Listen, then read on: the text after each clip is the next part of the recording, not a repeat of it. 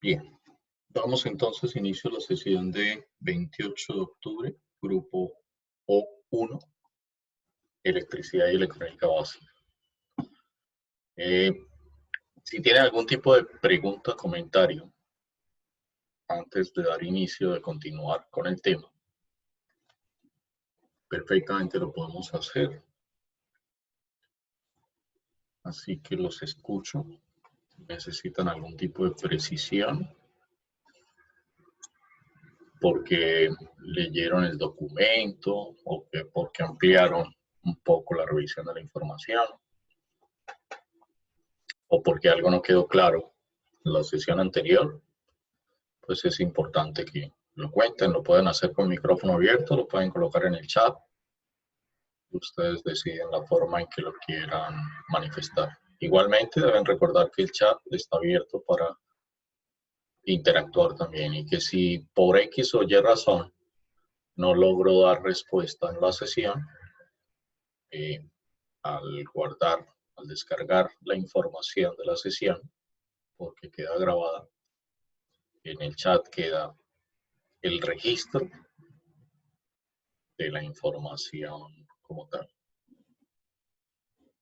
Importante darse cuenta que en el momento en que abran el micrófono para lanzar algún tipo de preguntas,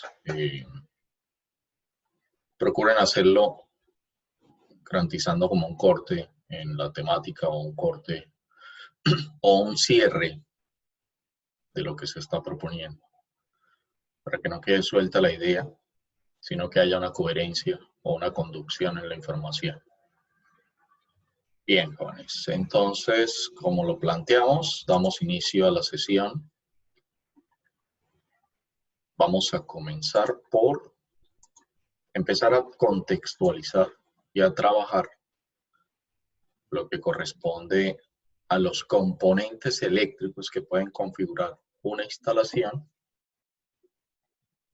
o que describirían o que nos ayudarían a identificar el comportamiento eléctrico de una carga. En ese sentido, pues se denomina elemento eléctrico, aunque estoy utilizando el mismo término. Aquí básicamente lo que quiero destacar es que es un dispositivo eléctrico. Cuando hablamos de dispositivo eléctrico, lo que quiero que empiece a reconocer es que la estructura constructiva del elemento de circuito tiene características eléctricas. Algo tiene características eléctricas cuando tiene su composición o sus materiales que lo componen facilita el efecto eléctrico que se quiere. Perdón. El efecto eléctrico puede estar planteado como disipación, transformación, gasto energético, consumo energético. Ahí hay 4 palabras, 2 de ellas son sinónimos entre sí.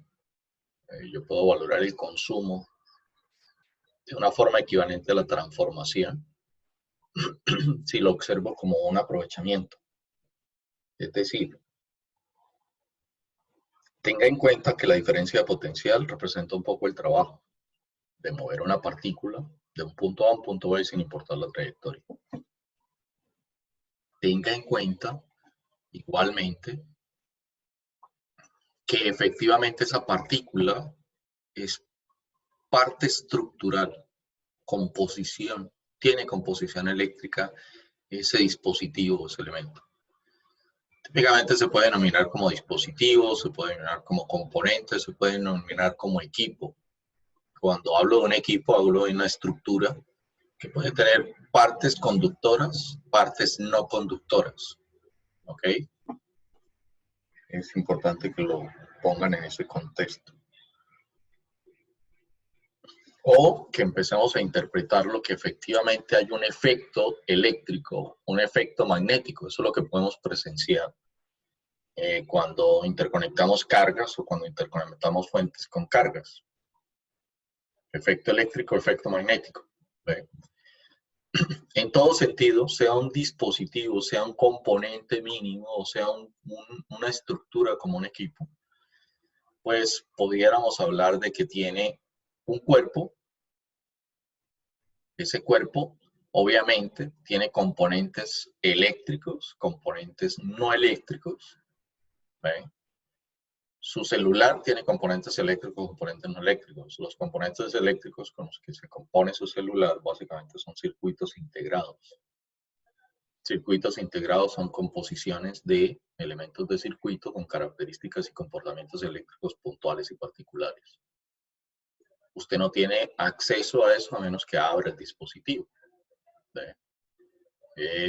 Porque en ese caso, que es un dispositivo electrónico con una utilidad final, poderse comunicar o poderse conectar, en este caso puntual,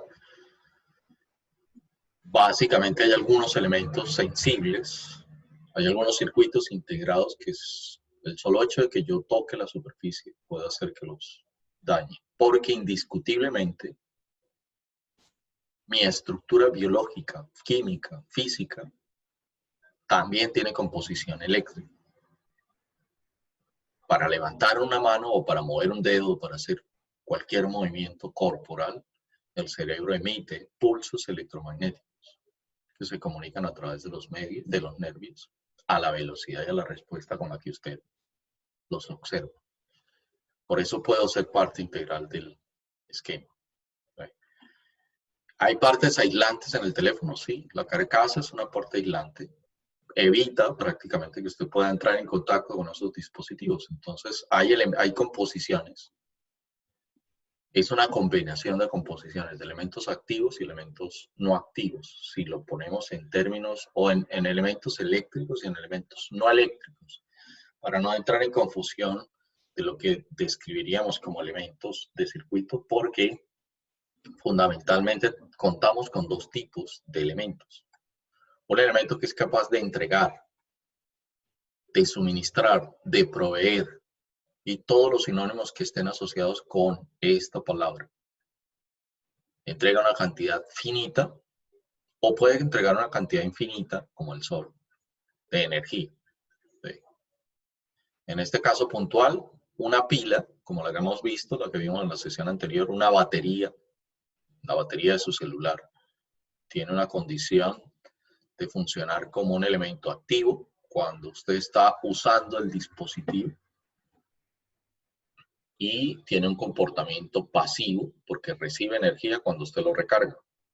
Hay algunas baterías, sobre todo las pilas AA o AAA o las de 9 voltios, que tienen que desecharse porque su condición física, su composición eléctrica, sus materiales con los que fue construido, básicamente pierden características eléctricas y dejan de funcionar. Y la otra condición de esto son los elementos pasivos. Absorben, consumen, gastan. Absorber, consumir, es utilizar una energía para. Gastar es derrochar. Transformar es utilizar esa energía. Entonces podemos hablar de absorber, de consumir, de transformar. Algunos autores denominan que el consumo está asociado tanto con lo que aprovecho de la energía para producir otro, para ser transformada en otro tipo de energía. Por ejemplo, en el caso del ascensor, tomo energía eléctrica y la convierto en movimiento o en desplazamiento, en este caso vertical. Las bandas transportadoras son otro elemento similar, pero pueden operar con inclinación, pueden operar inclinación positiva, inclinación negativa, pueden operar en plano. La escalera eléctrica es otra conversión de energía eléctrica a movimiento. Las máquinas productoras, en algunos casos utilizan movimiento, en otros casos hacen una combinación de acciones. Imagínense entonces una planta transformadora de leche o procesadora de leche. En algún punto se envasará Y en el envase consiste en un empaque con unos centímetros cúbicos específicos, un líquido que se vierte sobre el envase, sobre el plástico, digamos, si son bolsas de leche. De forma automatizada se hace el llenado y el sellado. Entonces, el llenado tiene un control, parte de automatización de la planta de producción, que indica que usted organiza y dice, vamos a llenar bolsas de 250 o de 125, lo que disponga para el mercado. Cada vez que usted pone a llenar, tiene que seleccionar cuál es el envase o cuál es el plástico que va a utilizar para la bolsa de leche y tiene que hacer una reconfiguración de la planta. Y dependiendo de la venta o dependiendo de la demanda del producto, pues sabrá cuántas unidades tendrá que producir por hora. En ese caso puntual, esa producción por hora es la estimación mínima. Dependerá exclusivamente de la capacidad de la planta, ¿ve? O del equipo, las unidades que yo pueda producir. Si estoy envasando 500 mililitros, tal vez me voy a demorar un poco más que envasando 250 o 125. La cantidad de 125 puede ser mayor en relación de una con la otra. En términos generales, eso ustedes entiendo, no me crea porque no tengo conocimiento de eso, que lo puedan establecer como una producción equivalente. O sea, yo puedo hacer un análisis de la operación de la máquina de forma integral. Y por eso decidí plantearles ese ejercicio, porque sería un análisis de forma integral. Lo que planteé de forma preliminar es cómo haría el análisis de producción o la selección de la máquina, dependiendo de la misma configuración. Para que luego asocie que si está utilizando electricidad para desplazar el empaque, que es un tubo, pues obviamente tendrá que tener un operario que configure automáticamente la condición de operación.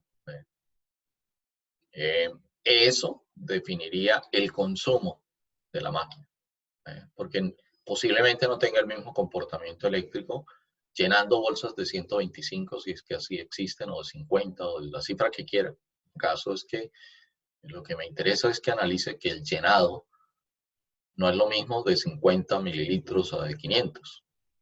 Los tiempos de llenado pueden ser menores o mayores dependiendo del tipo de máquina. Ahí estaríamos hablando de un elemento pasivo que necesita electricidad para el llenado. Tiene que existir un bombeo de la leche, en ese caso en particular.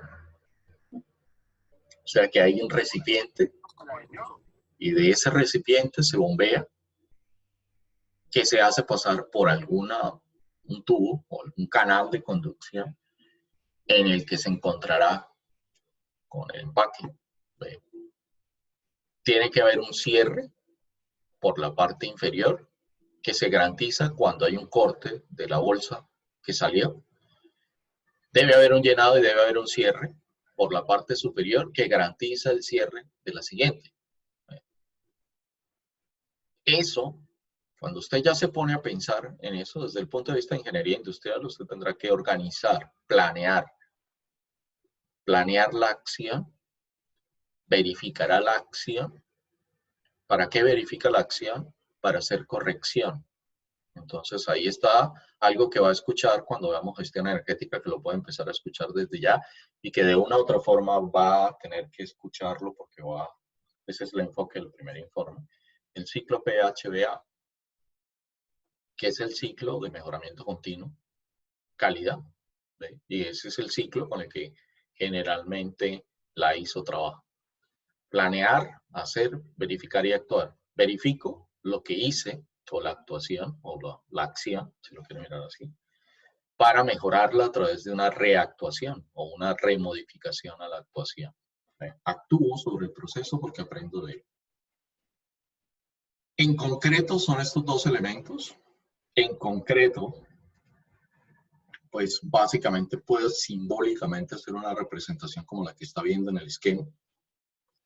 Cuando hablo de un cuerpo, Estoy hablando de esa estructura eléctrica más no eléctrica para garantizarle al usuario que no entra en contacto físico con sus partes, para no dañar el dispositivo, pero también para no verse sometido a descargas eléctricas o a electrocución. Aquí estará una resistencia, aquí estará la representación de una fuente eléctrica. En este caso puntual, en esta asignatura se trabaja fuentes de tensión, única y exclusivamente. ¿Son las únicas que existen? No. Cuando digo una fuente de tensión, es que la variable que es constante y la variable que predomina en ella es la diferencia de potencial o la tensión eléctrica. Bien. Pero a eso nos vamos a dedicar aquí porque es la que típicamente es la que se va a encontrar en el sector industrial. Una inductancia, una capacitancia. Una combinación de resistencia-inductancia, de resistencia-capacitancia, de resistencia-inductancia-capacitancia. Es decir, ese motor y ese sistema eléctrico que controla al ascensor se puede ver reflejado por una única cajita con una suposición de componentes equivalentes al final. ¿Ve? Esa es una parte bien interesante porque eso es lo que nos va a permitir estructurar modelos. Y tiene la característica de dos extremos.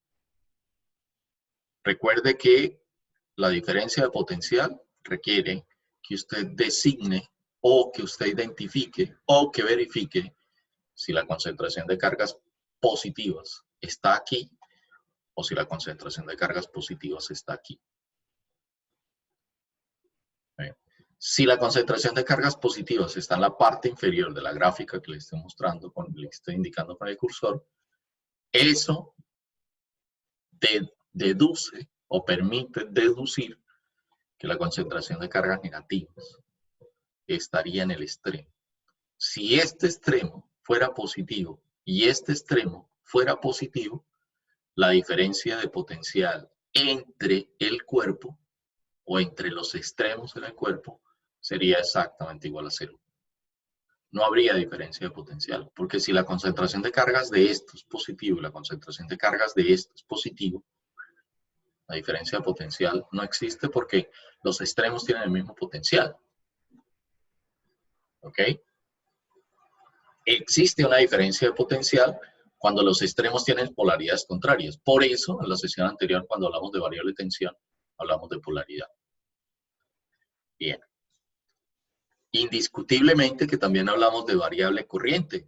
Indiscutiblemente que también asociamos que la dirección de la corriente era clave, ¿okay?, para identificar esa variable. Suponemos una dirección en sentido horario o suponemos una dirección en sentido antihorario.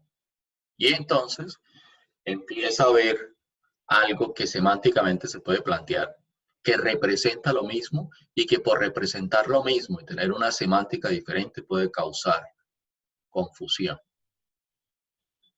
¿A qué me refiero? Yo puedo decir que en el cuerpo la corriente va en dirección desde el extremo inferior al extremo superior. Si hacia este lado están los otros elementos, pues esa suposición de ir del extremo inferior al extremo superior, recorriendo el cuerpo, me permitiría deducir que va en sentido horario, a buscar o a repartir energía o a recibir energía, como lo quiera mirar. ¿Ok? En este punto, lo que me parece muy valioso es hacer ese reconocimiento de la semántica para que usted deje de generar confusión cuando haga el análisis. Ese es el propósito de esa conversación que tenemos en este instante. Si la corriente va del extremo superior al extremo inferior atravesando el cuerpo y se mueve hacia la derecha, mire que el sentido que le estaría dando la circulación de la corriente es horario. Antihorario, perdón. ¿Sí? Desplazamiento del extremo superior al extremo inferior, atravesando el cuerpo. ¿Y dónde empieza a ver la situación semántica? ¿Ok? Si voy del extremo superior al extremo inferior, atravesando el cuerpo, mire que lo estoy asociando con ir en sentido antihorario. ¿Ok? Mire que me permito decir que el ir desde el extremo inferior al extremo superior, del extremo superior al extremo inferior, que la corriente baje a través de la gráfica que usted está viendo, bajar por el cuerpo, me permitiría, si los otros componentes están hacia la derecha, decir que el sentido en el que gira es antihorario. Ahora, si lo que está sucediendo es lo mismo que le estoy planteando, una corriente yendo del extremo superior al extremo inferior, y los elementos se encuentran hacia la izquierda, mire que automáticamente el sentido del análisis cambia. Mantengo la dirección, pero lo que estoy cambiando es que ahora los elementos con los cuales este dispositivo está interconectado están a la izquierda de la gráfica. Y automáticamente, a pesar de que esto se mueve desde arriba hacia abajo, pero que los elementos estén hacia la izquierda, indica que el sentido pasa a ser horario. Ese detalle les puede generar mucha confusión. Y ese detalle es importante que lo tenga claro, porque si lo tiene claro, está empezando a dominar algo que es fundamental en las relaciones algebraicas aquí, y son las convenciones de signos, o la convención de signos. ¿Okay? Si recuerda la sesión anterior, una polaridad define la tensión, una dirección define la corriente. Ambas variables son definidas por un sentido que se le da a la magnitud, y se le da un sentido positivo o un sentido negativo a la magnitud. Ahora, mire que el solo hecho de seguir suponiendo que la corriente va desde el extremo superior al extremo inferior, me permitiría también afirmar que la corriente está entrando al elemento. Ya me voy a salir, ya no voy a considerar, pues voy a sumarle más semántica a la situación, más interpretaciones, porque igual va a desplazarse de la parte superior a la parte inferior a través del cuerpo, pero para desplazarse de la parte superior hacia la parte inferior del cuerpo, tiene que entrar la corriente por el extremo superior y tiene que salir la corriente por el extremo inferior. Y ahí es donde nuevamente aparece aparentemente la problemática de la semántica. Porque para que eso suceda, tiene que entrar por el extremo superior y debe salir por el extremo inferior. ¿Sale hacia dónde? A buscar el retorno a la fuente. ¿Ve? Si usted tiene claro eso, si usted no se deja confundir, porque al definir, mire, y estoy definiendo la dirección, el movimiento, el flujo de electrones está yendo desde la parte superior hacia la parte inferior del elemento, atravesando el cuerpo. Eso implica que tiene que entrar por un extremo y eso implica que debe salir por el otro extremo. ¿Ve? Ahora, ¿le puede cambiar la dirección a la corriente? Sí. Si le cambia la dirección a la corriente y va a suponer, porque lo puede hacer, las suposiciones aquí son válidas y son verificables. Esa es la maravilla de la información aquí. Que usted puede decir, ok, voy a suponer que viene desde el extremo superior al extremo inferior, pasando por el cuerpo desde la parte de arriba hacia abajo. Eso quiere decir que entra por el extremo superior, sale por el extremo inferior. Si al calcular los datos, la magnitud de esa corriente que encontró es positiva, garantiza que lo que supuso inicialmente es válido. Y esa es la forma como la corriente se está desplazando a través del movimiento, del elemento. ¿Eh? Aunque Si al obtener la matemática encuentra que esa magnitud en esa dirección que está suponiendo que va desde el extremo inferior al extremo, desde el extremo superior al extremo inferior, corrijo. Si esa magnitud, si ese sentido de esa variable le dio negativo, pues está indicando que efectivamente la dirección no es la que supuso que fuera desde el extremo superior al extremo inferior. Ese simple detalle de hacer esa interpretación de forma adecuada y conveniente, que valida a través de ley de corrientes de Kirchhoff, de ley de tensiones de Kirchhoff, porque lo podrá verificar. Esa es la gran ventaja de apropiarse del conocimiento y de la interpretación de las leyes, porque cuando usted la utiliza, usted puede validar. Eso es lo que nos aleja de tener que solo solucionar problemas impares. Cuando aprendemos a utilizar convenientemente los conceptos, no necesitamos, nos podemos enfrentar a cualquier problema. No solo nos sentaríamos a resolver los impares del libro, porque son los que tienen respuesta y son los que me permitirían comparar si lo que aprendí lo estoy aplicando de forma correcta. Porque cada vez que usted se enfrenta a un problema, se enfrenta a algo que no conoce. ¿Sí? La gran incertidumbre ahí es que uno se enfrenta a algo desconocido. ¿Sí?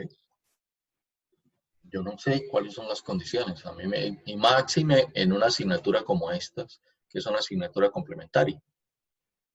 Dependiendo de su experiencia con la física, y dependiendo de su experiencia con el electromagnetismo, pues de una u otra forma usted llegó a este curso prevenido o prevenida.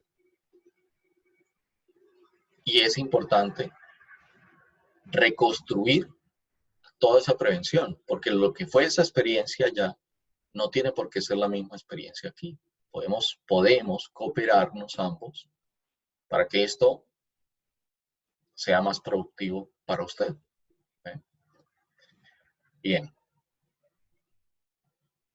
En ese sentido, si yo cambio la dirección de la corriente y ahora asumo que va desde el extremo inferior al extremo superior, pues fíjese que si los elementos están hacia la derecha del elemento, la corriente tendrá sentido horario.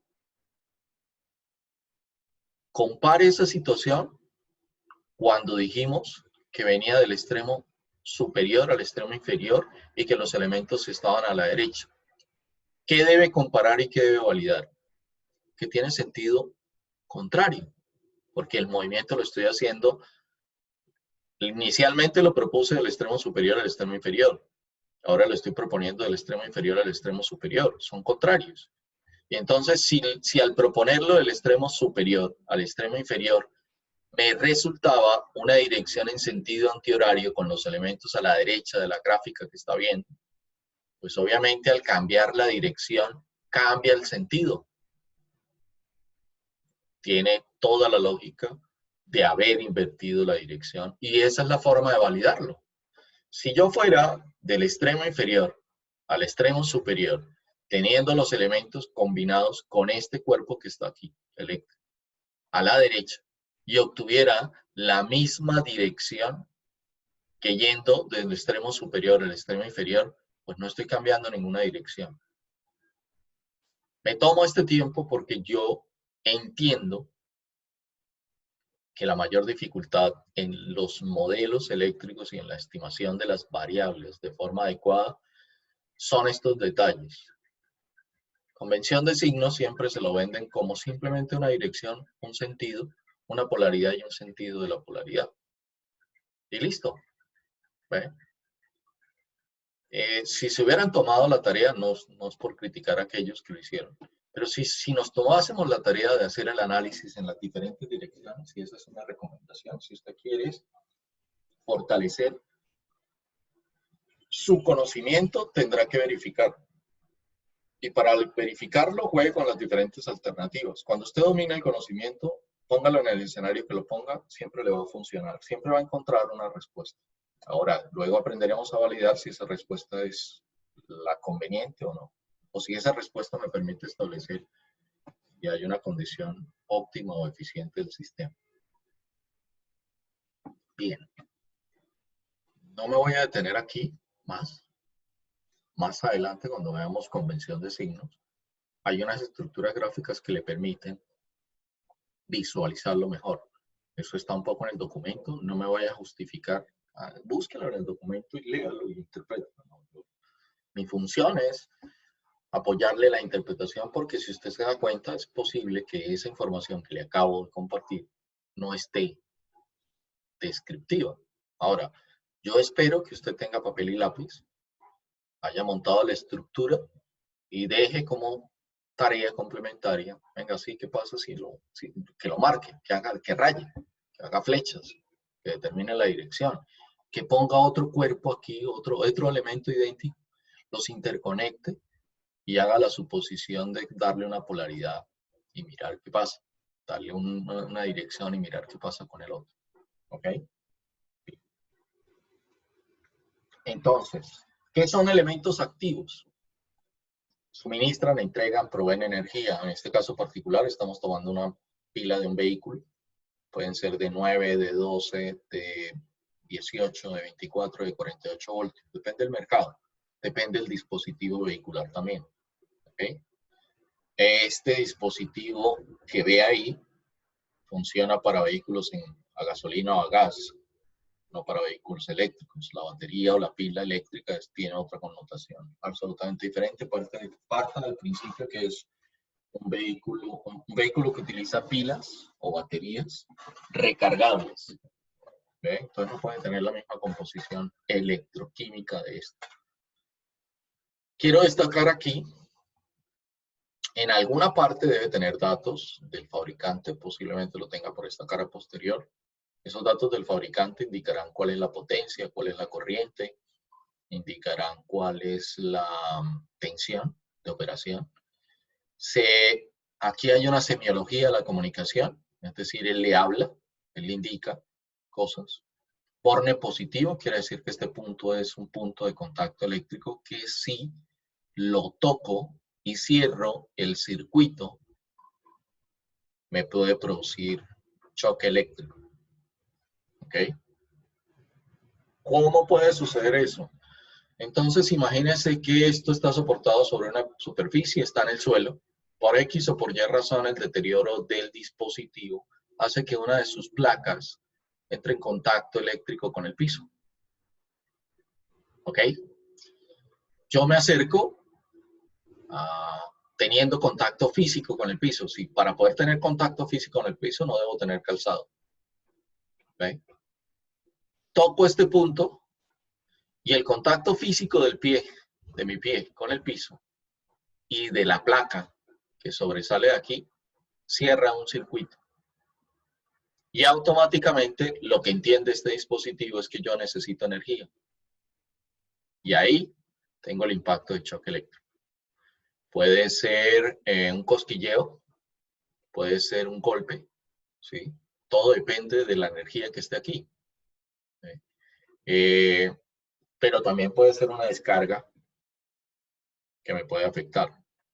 La seguridad eléctrica dice que el cuerpo humano, sosteniendo contacto directo, haciendo parte de un esquema de circuitos durante 10 milisegundos y recibir una corriente circulando por el cuerpo alrededor de los 50 miliamperios, puede producir fibrilación ventricular.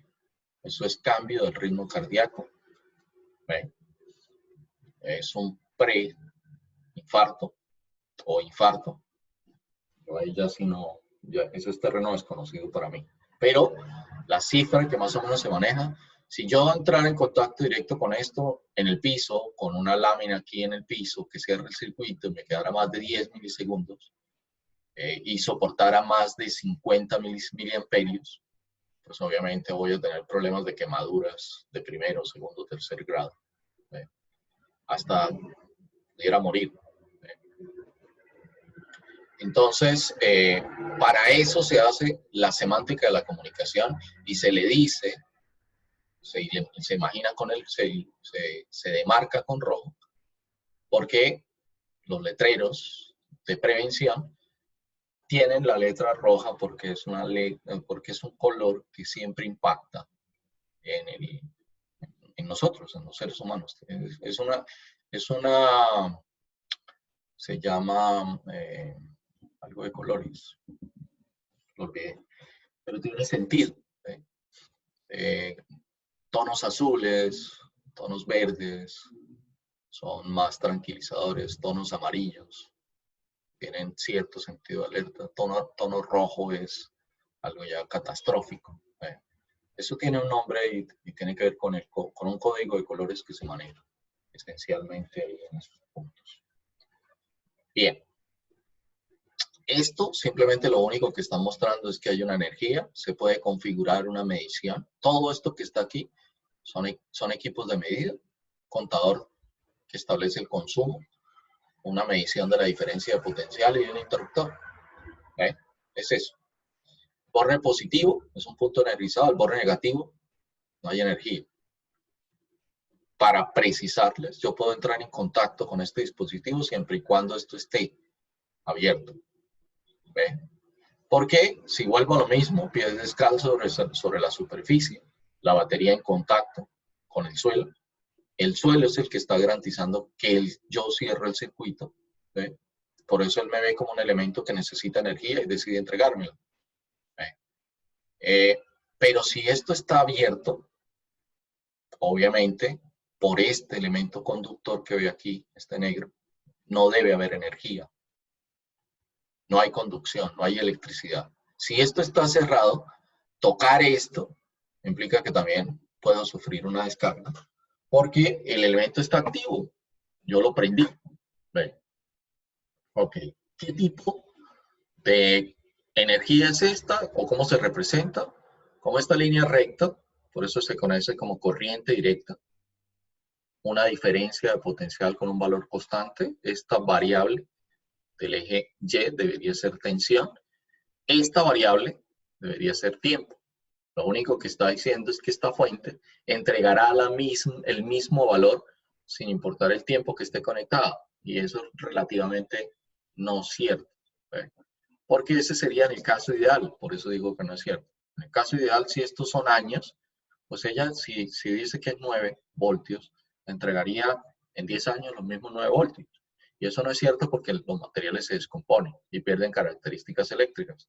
Si se descomponen y pierden características eléctricas, obviamente se deteriora y obviamente pierde. Lo que quiere decir que esta curva, con el tiempo, se va a ver decayendo exponencialmente hasta que llegue a un punto en el cual ya no es funcional. En ese punto es donde usted ya decide cambiarlo. ¿Ok? Hay otros tipos de fuentes que son principalmente estas, son alternas, son representadas por ondas senoidales, alternas en el tiempo. La característica de esta onda es que los picos máximos y mínimos tienen la misma amplitud. El periodo de tiempo del semiciclo positivo es exactamente igual al semiciclo negativo, por eso es periódica. Se repite. Una oscilación completa seguirá repitiéndose en el mismo tiempo específico en el que se dio, a menos que hayan cambios o modificaciones en la operación. Ya hay esos cambios operacionales, obviamente tendrán alguna repercusión, la iremos a mirar. Eso, de una u otra forma, lo pudiéramos descartar para el análisis que vamos a hacer, pero llegamos a su punto y lo explicaremos. ¿Right? Ese tipo de onda es el tipo de onda que alimenta a este dispositivo. Esto es un transformador de distribución, así se conoce. El principio fundamental del transformador es convertir energía eléctrica en energía eléctrica. Es un dispositivo que toma energía eléctrica y la convierte a energía eléctrica. ¿Cómo es la situación? Luego precisamos que son voltiamperios, pero de una, este es un tipo de potencia. 30 kilovoltiamperios. 30 kilovoltiamperios vienen a un nivel de tensión. En este caso puntual, en nuestro país, este nivel de tensión puede ser 13.200 o 13.800 voltios. 13.2 kilovoltios o 13.8 kilovoltios. En algunas regiones del país se maneja 11.000, cada vez menos, pero aún existen infraestructura eléctrica operando 11.000. ¿Ok? Bien. Eso quiere decir que entre este extremo y este extremo hay 13.200. Entre este punto y este punto hay 13.200. Mire que estoy identificando una variable de tensión y estoy utilizando dos extremos. Eso quiere decir que entre este punto y este punto habrá 13.200.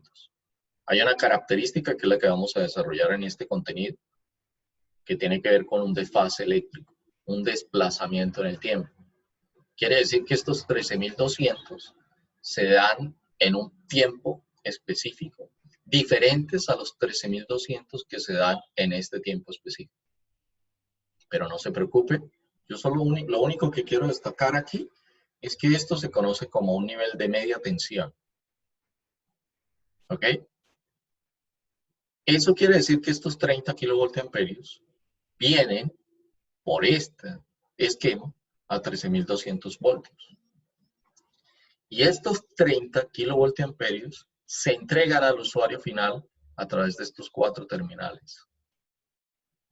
Con la diferencia que en estos terminales entre X0 y X1, X0, X2, X0 y X3 hay una amplitud de 120 voltios. Entre X1 y X2, entre X2 y X3, entre X1 y X3 hay una amplitud de tensión de 208 voltios. Esa puede ser una relación. ¿Pueden haber otras? Sí, las precisamos cuando veamos configuraciones o instalaciones eléctricas. No se preocupen. ¿Ok? Pero lo que quiero que entienda es que estos 30 kilovoltiamperios vienen con 13.200 voltios. Quiere decir que hay un efecto de corriente. Si es potencia, debe empezar a pensar que cada vez que se habla de potencia, es porque está presente la tensión y la corriente.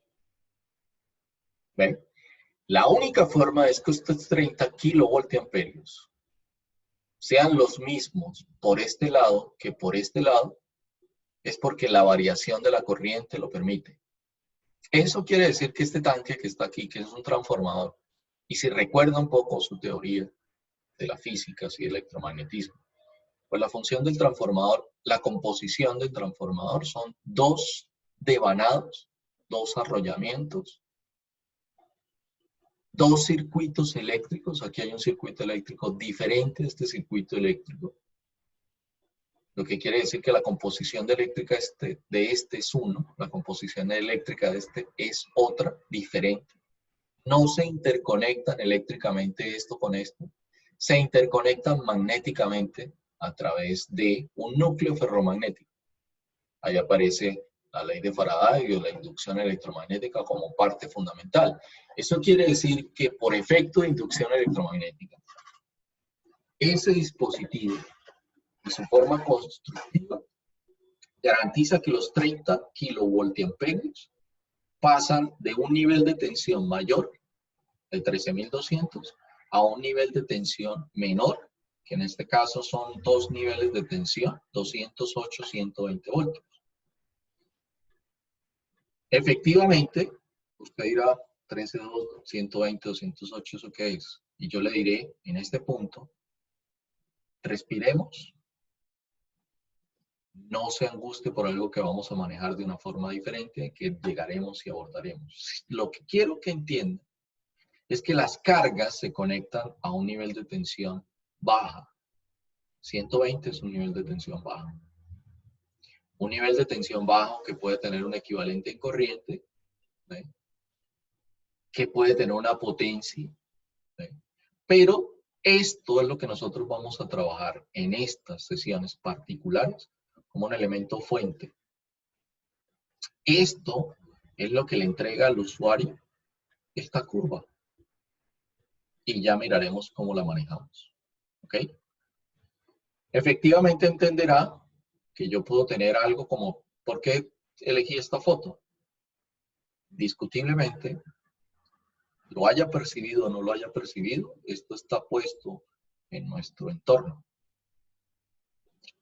Si usted se va por la 35 en la ciudad de Bucaramanga, que es un pasaje peatonal, no lo va a encontrar. Quiere decir que está enterrado, es subterráneo. Esto lo denominamos nosotros en el argot nuestro como algo aéreo. Una subestación eléctrica es una denominación para esto, ¿sí? Porque hay una transformación de energía. Tomo una energía a un nivel de tensión y la reduzco a otro nivel de tensión. ¿Por qué se hace eso? Porque cuando yo le elevo la fuerza eléctrica, puedo conducirla asumiendo unas pérdidas aceptables. Y recuerde que esa energía, o precisemos entonces que esa energía viene de un centro de producción. Puede ser hidráulico, puede ser térmico, que son las funciones típicas en Colombia. Hidrosogamoso puede suministrarnos nuestra energía. Hidrosogamoso está a cientos de kilómetros de aquí, o menos. ¿Sí? Y nosotros podremos estar ocupando esa energía que se produce.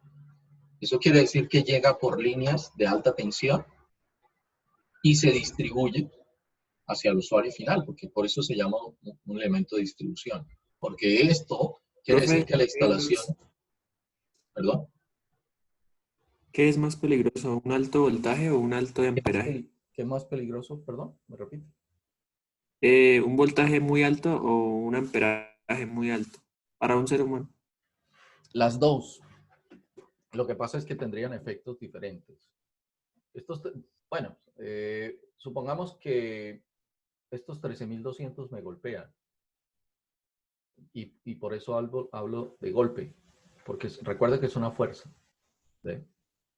Eh, en la ganadería, para que las reses no se salgan, utilizan cercas eléctricas. Las cercas eléctricas tienen una alta tensión.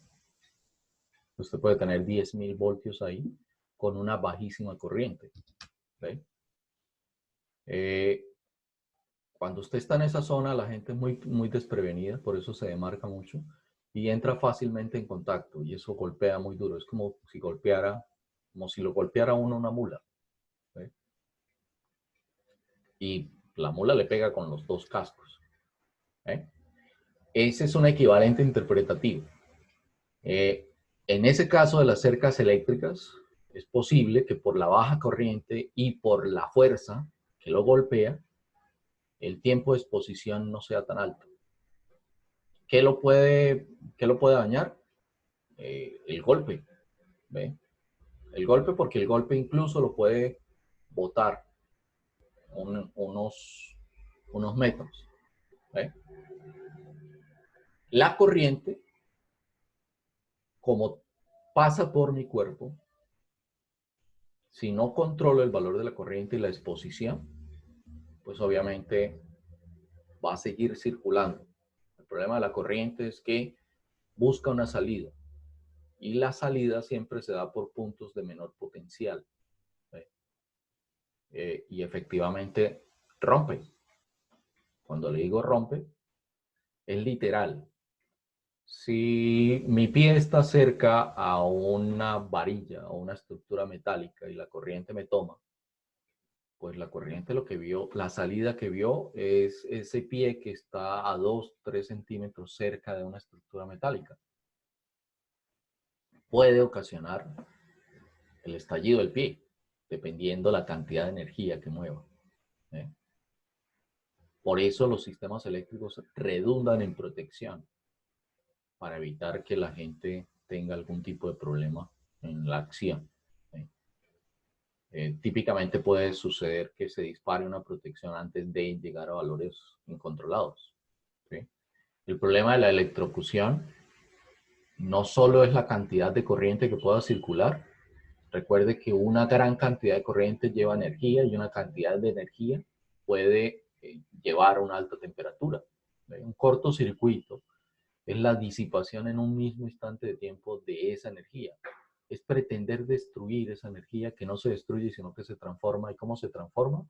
Con una alta temperatura y una explosión, porque eso básicamente puede explotar. Los elementos particulados son los que dañan. Las altas temperaturas son las que dañan. El arco eléctrico que se produce en un cortocircuito efectivamente puede producir rayos X, rayos gamma, rayos beta, ¿eh? Y puede de una u otra forma afectar la visión. ¿Sí ve?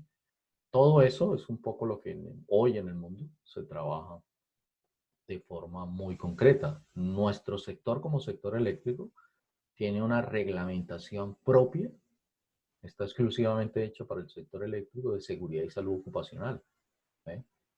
Que rige la seguridad en el trabajo para generación, transmisión, distribución, ¿eh? Y pues obviamente eso indica, la profesión de electricista está marcada en las ARLs como unas de alto riesgo de muerte, y ¿cómo lo llaman?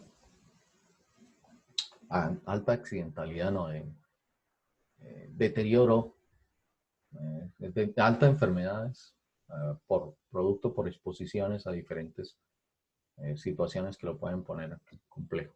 ¿Ok? Entonces, por eso hablo de la cerca, para que me entienda un poco el ejemplo de la fuerza aplicada. Obviamente, si yo entro en contacto con 13.200, el golpe me separa del continuo contacto eléctrico. Me puede separar del continuo contacto eléctrico. ¿Sí? Por eso, porque esto puede tener 13.200 voltios. Déjeme, yo hago aquí una matemática y le digo, recordando un poco unas expresiones. Eso sería 30 dividido esta cifra.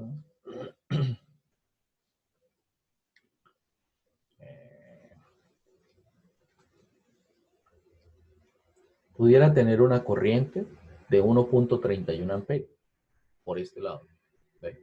En esos 1.31 amperios me pueden perjudicar, dañar significativamente si me someto a ellos mucho tiempo. Entonces, la fuerza eléctrica me separa. ¿Ve? En algunos casos, los campos magnéticos me atraen. ¿Ve? Uno ve entrar a la gente en las plantas de producción y hay algunos motores expuestos, sobre todo en las roceras, por ejemplo, y la gente se acerca sin ningún problema, por desconocimiento. En algunos casos hay gente que se apoya sobre el motor y al apoyarse sobre el motor no utiliza el dorso. Nadie utilizaría el dorso. Utiliza la palma de la mano. Hay un principio electromagnético que es la ley. Hay una ley de los 3 dedos, para designar flujos.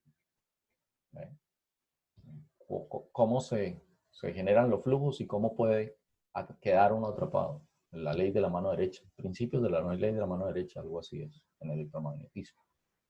Y efectivamente cuando yo me apoyo en un motor, ¿por qué no acomodo el dorso? Por la estructura del motor, si usted la ve cilíndrica. Y si me voy a apoyar, pues pongo la mano, pongo la palma de la mano. Y me pongo en la dirección del flujo magnético. Si hay fugas magnéticas en el equipo, yo no lo voy a saber sino hasta cuando quede atrapado por ese flujo magnético. ¿Y cómo quedo atrapado? No puedo despegarme. ¿Sí? ¿Puedo estar sometiéndome a corrientes que me perjudiquen? Sí. ¿Sí? Puede simplemente ser una cuestión como algo imantado también. ¿Sí? Entonces, depende de las situaciones. No todas son tan extremas. Pero quiero destacar de aquí, no sé si fui preciso, me aclara por favor, si le di precisión a la pregunta, si era eso. Sí, señor, gracias. Ok, ya está. Bien, entonces, lo que quiero precisar es que esto lo vamos a utilizar como fuentes. Usted va a llegar a un punto en el que va a decir, cuando vea esto, esto es una delta. Esto es una Y. ¿Ve? Y va a entender por qué entre 0 y 1, 0, 2, 0, 3 hay 120.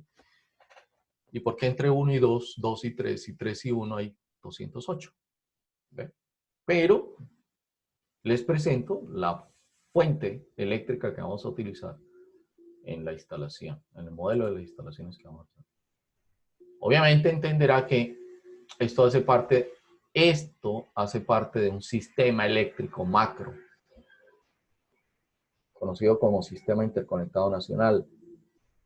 Conecta todos los elementos generadores del país hacia los diferentes centros de consumo. Un centro de consumo es una ciudad, un pueblo, una vereda, donde se necesita electricidad, sea para residencia, sea para comercio, sea para industria.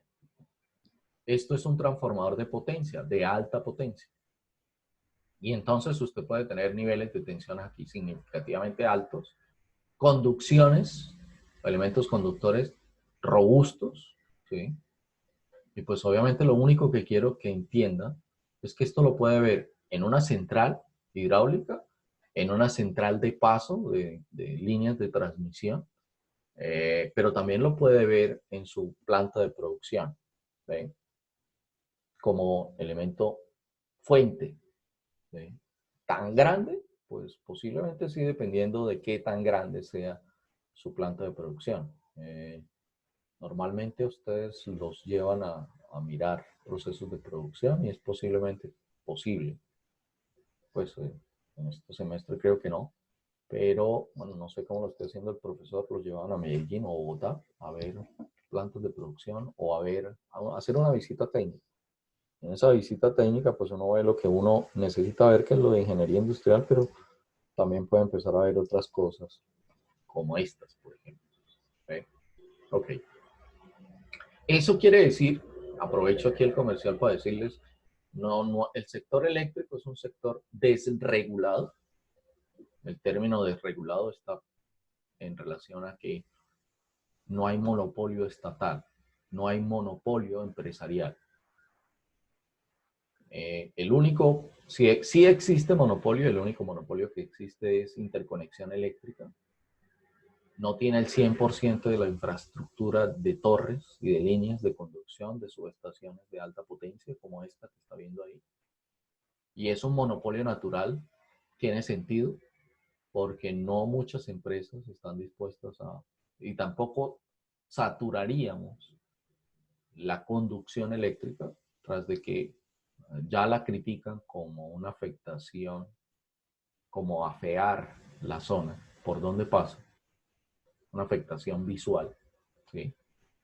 Pues obviamente, imagínense donde hubieran más empresas de transmisión, todas compitiendo por un mercado. Cuando hablo de desregulado, es que efectivamente hay un mercado eléctrico. Usted compra, una de las grandes alternativas de aprender gestión energética es que usted al hacer una caracterización energética logra establecer las necesidades energéticas o eléctricas. Cuando hablo de energéticas es porque usted puede utilizar full oil, puede utilizar gas, puede utilizar carbón dentro de sus procesos de producción, puede utilizar electricidad. O sea, hay varios energéticos, ¿ok? Y usted puede cuantificar sus necesidades energéticas, o sea, en este caso vamos a aprender a establecer las necesidades eléctricas. Y con esas necesidades eléctricas identificadas, pues usted sale a comprar electricidad. Si es usuario no regulado, ya en algún punto estableceremos cuáles son los límites para que usted los tenga en cuenta. Un usuario regulado es aquel que paga el costo tarifario que decide la Comisión de Regulación de Energía y Gas. O sea, hay un ente regulador que es ese, Comisión de Regulación de Energía y Gas, las siglas son CREG, terminado con G, CREG, y obviamente es un organismo que efectivamente define cuál es el mínimo tarifario que debería pagar un usuario no regulado. ¿Ven? Para que logre interpretarme, un usuario regulado siempre está conectado por baja tensión. Un usuario no regulado mide la energía aquí. ¿Ok? Y eso le da libertad de compra de energía. ¿Sí? ¿Alguien va a preguntar algo? No. ¿Daniela? No. Bien. ¿Ok? Entonces, conocer mi comportamiento eléctrico no solo me va a ayudar a ser más inteligente en la explotación de mi planta de producción, sino que también me da la libertad de poder tomar la decisión si me convierto en usuario no regulado o me mantengo como usuario regulado. Hay diferencias tarifarias. Pueden, entre el nivel de tensión 1, que es el usuario no regulado, y el nivel de tensión 2, que es el primer nivel de no regulado, perdón, confundí los términos. El nivel 1, que es baja tensión, es el usuario regulado. Entre el usuario regulado y el primer nivel de tensión de no regulado, que es 13.200 voltios en Colombia, puede existir una diferencia en kilovatios de 60, 70, 100, 120 pesos. En su punto, les mostraré de dónde se revisa esa tabla tarifaria, de dónde se pueden sacar esa relación de costos, porque en algún punto les muestro una relación de costos. ¿Ok? Del nivel 2 al nivel 3, que es usuario no regulado, el uno es conexión por 13.200 y el otro es conexión por 34.500, pueden haber una diferencia de 100, 150 pesos. O sea que con relación al usuario regulado, estaríamos hablando de 200, 250 pesos. Y un nivel de tensión 4, que es el máximo, 115 kilovoltios, pues obviamente entenderá que van a haber 300, 200 pesos de diferencia. Perdón, 300 algo, no sé. No lo tengo tan presente la diferencia, pero sí sé que sí hay diferencias significativas ahí. Entonces usted dirá, entonces, ¿qué me impide ser usuario no regulado? Capacidad eléctrica, ya lo vamos a establecer. Por ejemplo, este señor, perdón, esta instalación no puede ser usuario regulado a menos que tenga un consumo superior a 50 megavatios hora mes. Ahí hay un límite. Para ser usuario no regulado, debo consumir mínimo 50 megavatios, que son 50 millones de vatios hora mes. Con una planta como estas, trabajaría 24/7 y pudiera darse. Y posiblemente pudiera darse. No necesariamente tiene que darse así. Eso quiere decir que hay un límite por consumo, ya se los conté, lo ratificamos cuando sea necesario. Y hay otro límite que es por capacidad eléctrica, que tiene que ver con esta cifra que está viendo aquí. Si mi capacidad eléctrica está por encima de 112.5 kilovoltios, puedo ser usuario no regulado. Voy y compro a un comercializador es una persona natural o una persona jurídica, le compro energía eléctrica al mejor precio. En ese sentido, si aplico herramientas de gestión energética, puedo establecer cuáles son las máximas y menores temporadas de consumo y puedo obtener variación tarifaria. En Estados Unidos, las empresas, por ejemplo, en Estados Unidos para incentivar todo este tipo de cosas, en las horas de la madrugada, le cobra mucho más barato el kilovatio hora al usuario final, el productor. ¿Ve?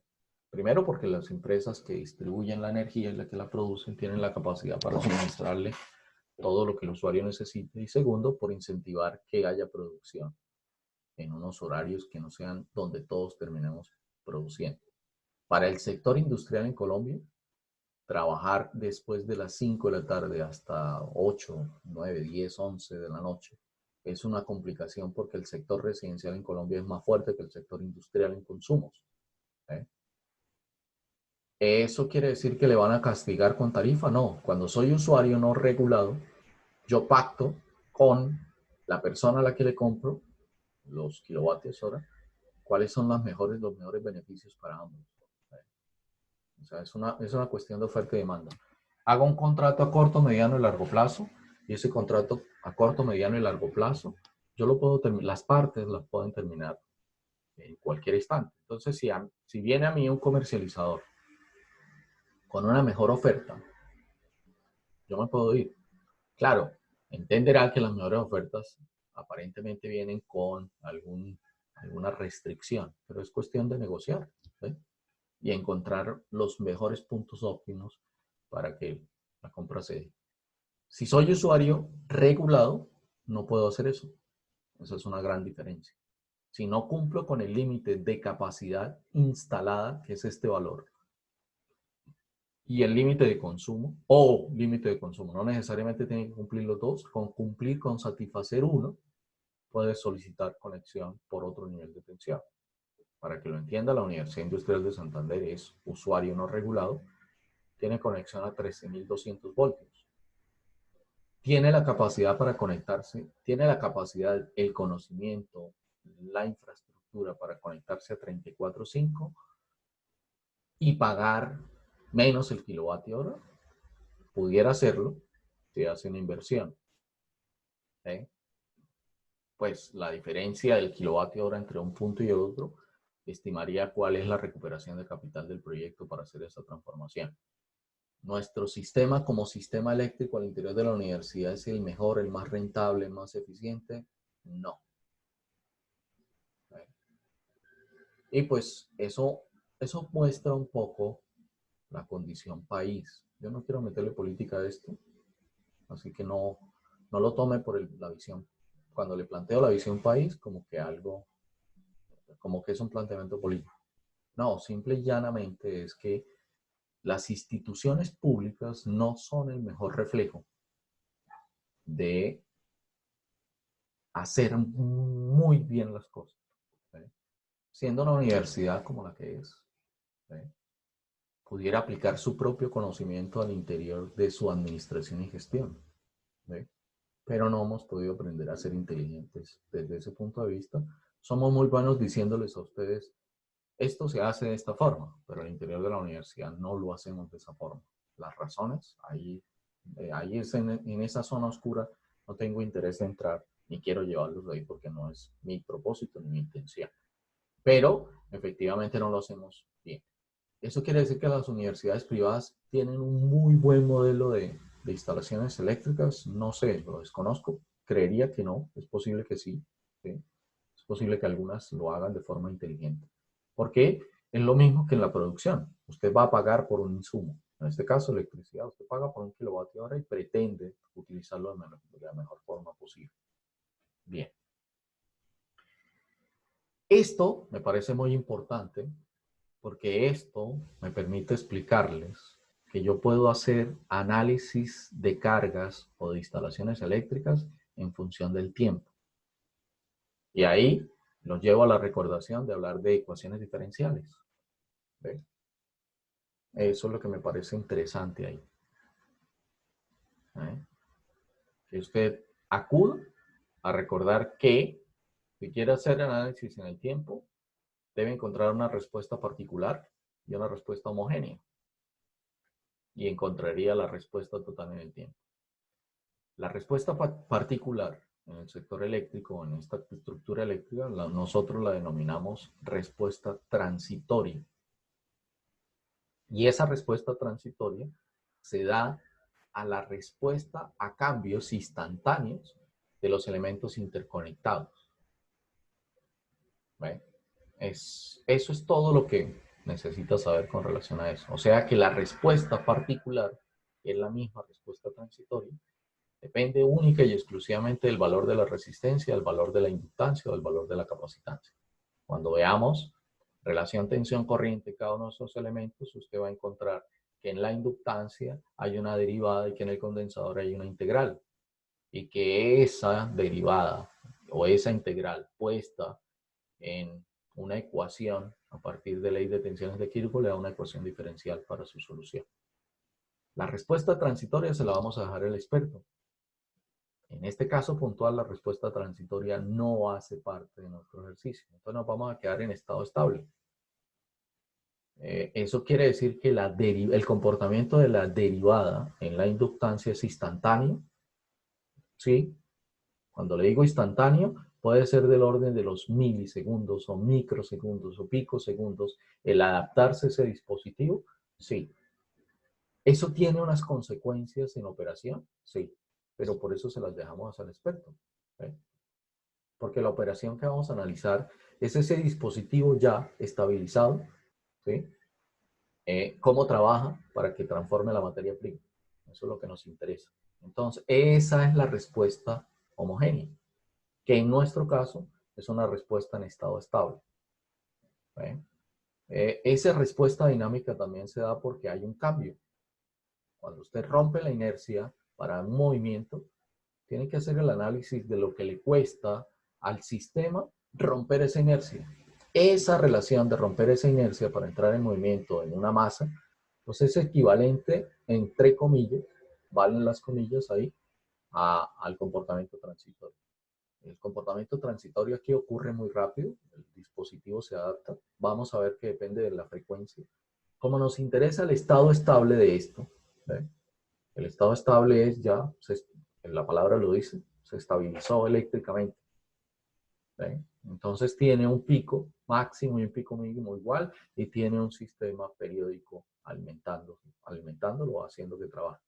Euler me permite encontrar equivalencias en el tiempo o representaciones a través de la matemática fasorial de representaciones en el tiempo.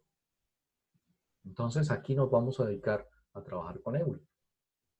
¿Ve? Porque si lo que nos interesa es el estado estable y podemos encontrar una condición matemática que simplifique la ecuación diferencial, pues tomemos esa alternativa, porque indiscutiblemente que la función aquí es que usted aprenda a interpretar las variables.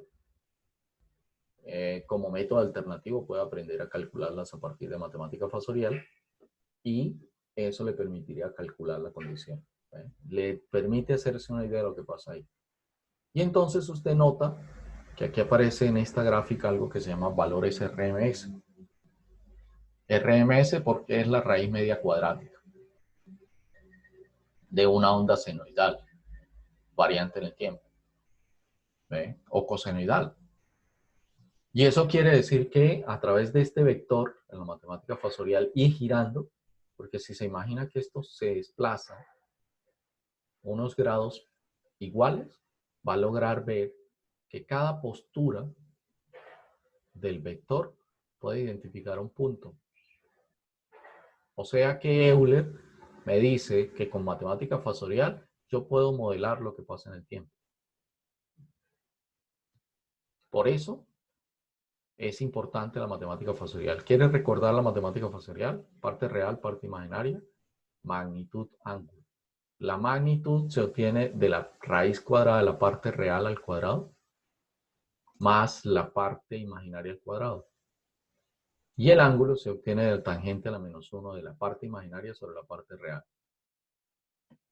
No tiene que informarse ya de todo eso porque en el documento usted encuentra un único anexo. Ese anexo le muestra la matemática fasorial, si lo quiere revisar desde ya.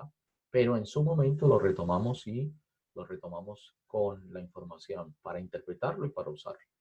¿Ok? Bien, eso es lo que me parece valioso aquí. Y entonces, esto me va a permitir, por eso aparece esta línea aquí, porque como es en función de un valor eficaz, es el valor neto de la tensión que está directamente relacionado con la energía entregada por esa fuente. De forma eficiente, eficaz, no eficiente, eficaz. ¿Ok? Eso quiere decir que ¿es un valor por debajo del valor máximo? Sí. Eso indica que el valor eficaz de tensión con el que vamos a trabajar para alimentar las cargas o para alimentar las fuentes, pues simple y llanamente es un valor menor al valor máximo. ¿Eso quiere decir que es ineficiente la fuente? No. Lo que está indicando básicamente este valor eficaz es que es la tensión eficaz con la cual la fuente es capaz de entregar una potencia específica o una carga específica. Eso es todo. ¿Por qué nos centramos en valores eficaces? No solo porque Euler me permite hacer matemática fasorial, sino porque los equipos de medida expresan la condición en valores eficaces. Un voltímetro lee en valores eficaces. Un amperímetro lee en valores eficaces. Un contador de energía lee en valores eficaces. Y por eso la importancia de mirar esa condición de valores eficaces. Ok. Elementos pasivos, una inductancia, un arrollamiento, un devanado, para que lo recuerden, porque en alguna parte lo tuve que haber visto. ¿Sí? Hay una resistencia que se utiliza en el laboratorio de física, que está arrollada en un cilindro. Tiene un efecto inductivo despreciable, pero tiene un efecto inductivo. A pesar de que opera como resistencia y que yo la gradúo y la voy sacando porque quiero ver no sé qué cosa o la otra, pues es algo como esto. En lo que pasa es que la diferencia de esto es que efectivamente aquí sí hay un efecto magnético predominante, porque hay un núcleo ferromagnético que ayuda a ese efecto magnético. Aquí hay un núcleo que puede tener condiciones ferromagnéticas pequeñas, pero un arrollamiento, yo incluso puedo tener núcleos no ferromagnéticos y puedo generar una bobina. ¿Ok? Esto lo puedo relacionar con el transformador que les mostré. Esta bobina A o este arrollamiento A puede perfectamente simular el de baja tensión. Y este puede simular el de alta tensión. Eléctricamente están separados. El devanado A no tiene nada que ver con el devanado B en el transformador. Ya lo entenderemos. Inducción electromagnética que facilita la transferencia de energía. Los condensadores, pues lo más común es que hayan podido visualizar, si en algún momento lo han visualizado, son los de electrónica. En el sistema eléctricos utilizamos condensadores, sí, y de una forma puntual. Van a balancear o van a equilibrar el efecto magnético. Ya lo entenderá. No se preocupe que esa es la tarea que un poco se desarrolla aquí. Y en este caso puntual, pues la forma de identificar la resistencia siempre la asocian con una conducción, un elemento conductor, porque tiene una conducción resistiva, el material tiene una conducción resistiva, una constante resistividad que depende del material que utilicemos. El elemento más eficiente o el mejor conductor que pueda existir es el oro. Entenderá por qué las líneas eléctricas no están hechas de oro. ¿Ven? El sobrecosto es muy alto. La forma depende, de la forma depende el valor de la resistencia. Tengo un área cilíndrica. Hoy hay conductores planos. Se llaman electrobarras. Por ejemplo, Majestic en Bucaramanga tiene un sistema de electrobarras. Caracolí, su alimentación es a partir de electrobarras. ¿Tiene sus ventajas? Sí. Típicamente el cobre es el más utilizado en conducción. En construcción, por ejemplo, ese transformador, los devanados o los arrollamientos son de cobre. En instalaciones eléctricas finales podemos estar utilizando aluminio. En internas, sí.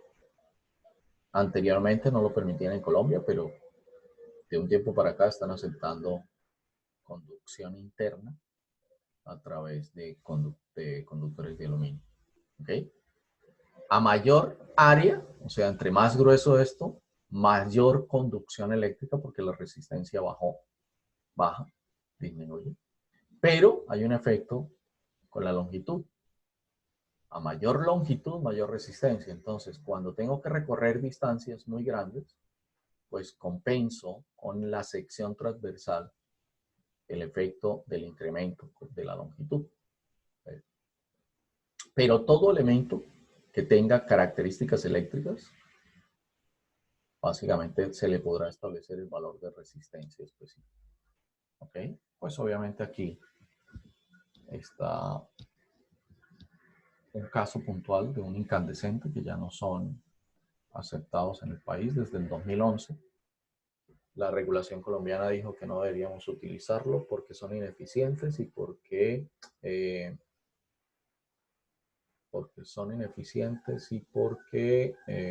gasto energético es significativamente alto. Mientras un bombillo de la época de su papá o de sus abuelos consumía 100 vatios con una capacidad lumínica restringida, hoy usted tiene 2-3 veces la capacidad lumínica con 5, 7, 10, 20 vatios.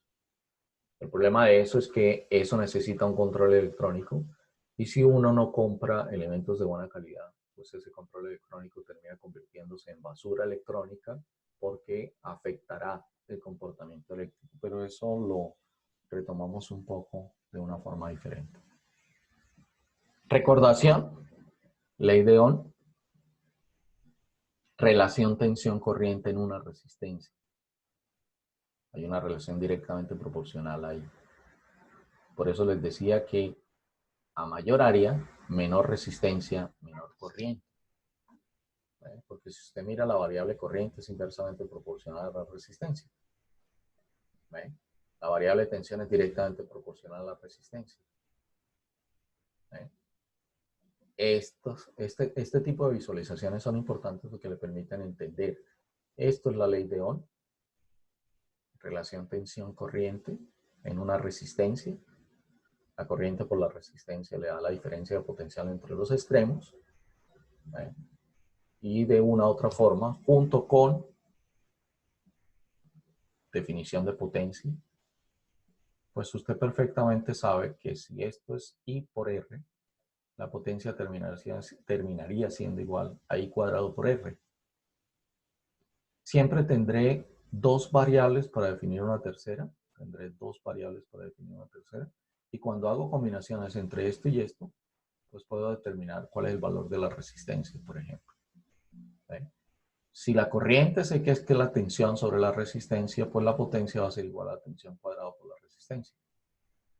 Estos tipos de esquemas visualmente ayudan mucho para poder hacer recordación de las ecuaciones. Más que la recordación de las ecuaciones, las recomendaciones aquí es la interpretación de la misma. Y la interpretación de la misma es, ¿qué pasa si esto es constante? ¿Qué pasa si esto opera al 50%? Tendría una corriente del 50% de la capacidad de la potencia. Y eso es un poco lo que vamos a entrar a analizar en primera parte.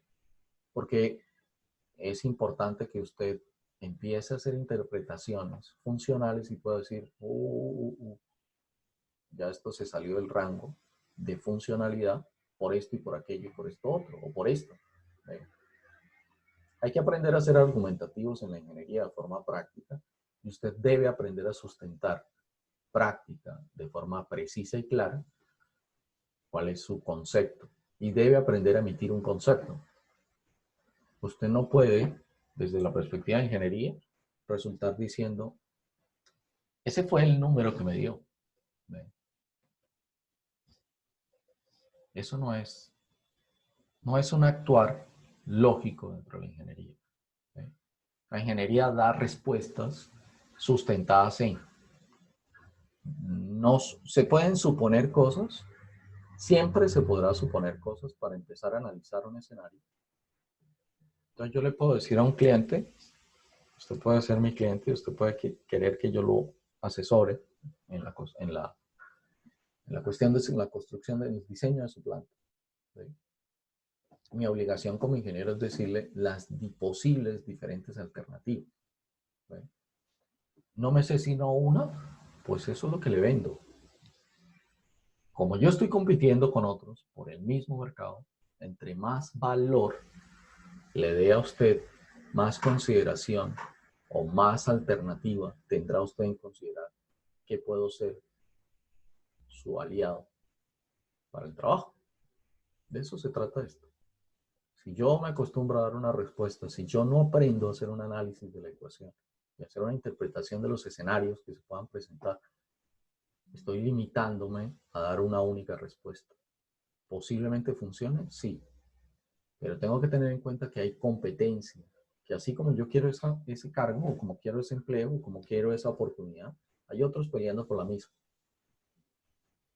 Y ahí es donde empiezan a haber diferencias, donde yo debo poner el valor agregado a mi producto. ¿Por qué le estoy hablando de esto? En esta sesión, con la persona que le habla hay 27. O sea que hay 26 estudiantes.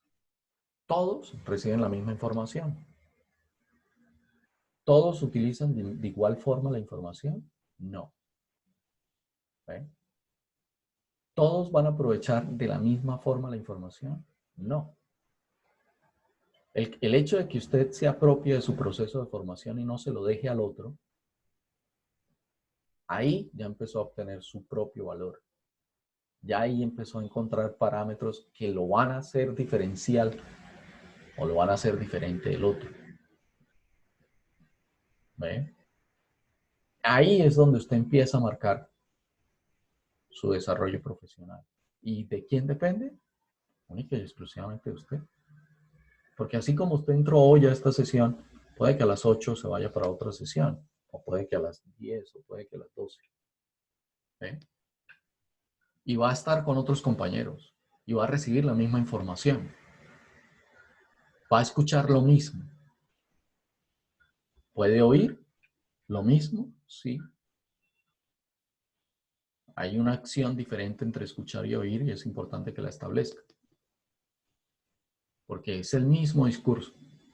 Yo no hablé otra cosa diferente, hablé para 27 personas, incluyéndome yo. Conté una historia, una narrativa. De esa narrativa usted pudo haber dicho me perdí, o pudo haber dicho me conecté. Puedo haber estado conectado al 50%. Y entonces ahí es donde empiezan a pasar cosas interesantes porque usted se conecta por espacios de tiempo. Si se conecta por espacios de tiempo porque ya la narrativa no hace parte de, ya entendió, perfecto. Pero si usted se conecta accidentalmente porque estaba pensando en otra cosa, cuando escuchó más adelante y trató de enlazar las ideas, se complicó. ¿No? Porque va a decir, no entendí. Como estamos en una sesión como la que estamos, pues no es muy fácil que usted diga, venga, pare, que me perdí. Porque no es muy fácil decirle a 27 personas o 26 personas más, venga, es que me distraje y no pude conectarme. ¿Sí? Nuestras aulas carecen de esa oportunidad, porque no nos hemos acostumbrado a decir, venga, a reconocer públicamente, porque pues obviamente si yo salgo y digo, espéreme que me distraje porque me llegó un mensaje que era importante, o déjeme porque me distraje porque estaba mirando una vaina que no era importante, ¿eh? No somos capaces de asumir esa acción ante los otros, porque eso en nuestra sociedad es marcarnos como alguien distraído, y eso genera, lo primero que genera es un autorrechazo, y lo segundo genera es que los otros no me vean tan bien como yo quiero que me vean. ¿Ve? Por eso es autorrechazo. Porque yo me estoy imaginando que no puedo hacer eso, porque si lo hago los otros me van a criticar. Y pues yo no me expongo porque al exponerme me hago sentir vulnerable a mí mismo. Y si me hago sentir vulnerable a mí mismo, pues obviamente voy a perder confianza, voy a perder seguridad. Entonces mire que algo que comenzó con algo tan sencillo puede desencadenar una cantidad de, una avalancha emocional que de una u otra forma es lo que tenemos que aprender a adaptarnos o a manejarla para aprender a adaptarnos. ¿Ok? En ese sentido, tiene que ser claro, y mi recomendación, si así decide aceptarla, es manténgase el mayor tiempo posible. ¿Cómo se mantiene el mayor tiempo posible? No es escuchando todo lo que le digan, o no es oyendo todo lo que le digan. ¿Sí? Es simple y llanamente siendo estratégico en la toma de información, porque usted luego puede precisar. Los grandes pedagogos dicen que ustedes se pueden mantener activos en una charla como esta, 10 minutos, 15 minutos, que después de eso hay que hacer otra cosa porque los pierde. Yo puedo estar de acuerdo con ellos, pero también me he demostrado a mí mismo que yo puedo estar atento 8 horas en una misma cosa que me causa la curiosidad suficiente y tengo el interés suficiente y puedo estar 8 horas y sentir que estuve 2 horas. ¿Ve? Y en eso es lo que nosotros como docentes tenemos que empezar a trabajar. ¿Ve? Porque eso no es una cuestión fácil. ¿Ve? Venir y contar una historia y recitar aquí una información puede parecer eso, recitar. Pero darle sentido, darle coherencia, interpretarla desde el punto de vista del que va a utilizar la información y que le encuentre el beneficio adecuado, es lo que hace que este ejercicio sea difícil. Máxima en estas condiciones donde no nos podemos ver. ¿Sí? pudiéramos decir, prenda la cámara y nos vemos. ¿Eh? Pero eso generaría distracciones en mi concepto personal. Que la dinámica de PowerPoint no es la mejor, profesor, porque, bueno, si yo lo pongo solo fijo y no trato de dinamizarlo, sí. Si no modifico, si no soy gráfico, si no utilizo texto, si no utilizo gráfica, que eso es un poco lo que usted ve en el contenido del documento que le compartí. Trato de ser visual, trato de ser reflexivo en la teoría, trato de contar una historia con las imágenes. Yo no sé si lo logro porque en algún punto deberé tener realimentación y muy bueno sería que al final del semestre o al final del uso de ese documento usted escribiera y dijera, mire, en mi experiencia fue esta con este documento, porque usted me abre la puerta a mejorarlo. Y si me abre la puerta para mejorarlo como lo hicimos del semestre anterior a este, pues los que se van a beneficiar son los que vienen. ¿Sí? Y pues obviamente hicimos un trabajo en conjunto. Yo por eso, si usted mira al final, el reconocimiento es para todos ustedes, ¿sí? Que me han ayudado a construir ese documento. En esencia es importante entonces que se apropie de lo que quiera aprender. ¿Cómo se apropia? Tiene el documento texto que lo guía, tiene el aula de Moodle que le dice cuál es la planeación curricular, qué es lo que se espera de usted. Si usted estratégicamente hace una planeación estratégica para abordar la temática de esta asignatura particular porque tiene ese recurso, yo no le puedo decir si los otros tienen o no tienen ese recurso, aparentemente todos deberían tener ese recurso, pero si estratégicamente aprende a utilizar eso, gana. Gana porque usted se está preparando, se está entrenando. Previamente, yo voy a una competencia, pero a una competencia no voy sin haber hecho un precalentamiento, sin haber hecho un entrenamiento en el cual mido si soy capaz o si no puedo, ¿sí? Y de eso se trata un poco esta función. Perdón por el comercial, me extendí. No sé si tengan algún tipo de preguntas, comentarios. Retomaríamos a partir de convención de signos para la próxima sesión directamente y aprenderíamos a utilizar la variable tensión, la variable corriente, las características de la variable tensión, la característica de la variable corriente en la función puntual. Bien, jóvenes, no sé si tengan algo más.